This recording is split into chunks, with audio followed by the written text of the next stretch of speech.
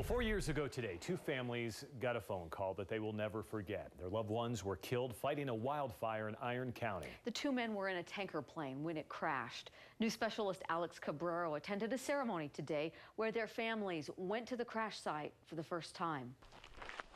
No matter how much Cassie Cannon and her family love the outdoors, they've never been on a hike quite like this one. It's just in the natural setting that he loved to be in. She's been looking forward to this day. It's been pretty difficult to put into words, actually. But only because it was all about her husband, Todd Tompkins, who was killed in a plane crash fighting a wildfire in Iron County 4 years ago. Appreciative of all you coming. During a ceremony at the air tanker base in Cedar City today, Tompkins and Ron Chambliss, the other firefighter who died in that crash, both from Boise, were remembered. And I believe this word is appropriate.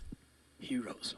Paula Chambliss, Ron's mother, can't believe 4 years later, her boy was still being remembered. It really means so much to our families that what they've gone through and what they've done for us. To keep this memory alive, and especially at the crash site. Yes, the crash site. It's about a 2-hour drive into the mountains west of Cedar City in the Hamlin Valley, where a cross and a sign about the two men now stand.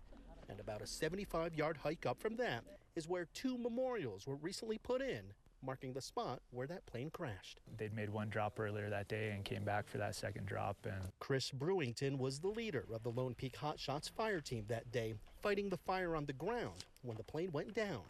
He and his team raised the money for these memorials. you know, it's definitely a good feeling. Even 4 years later, there's still a lot of burned trees in this area, reminders of the fire that swept through here. And now, with these memorials, a reminder of something that should never be forgotten.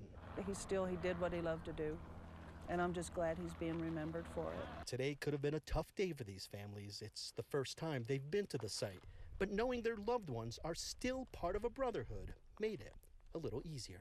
It will be sad and it will be tough, but it's good. It's all good. Now those who come here will know the story too.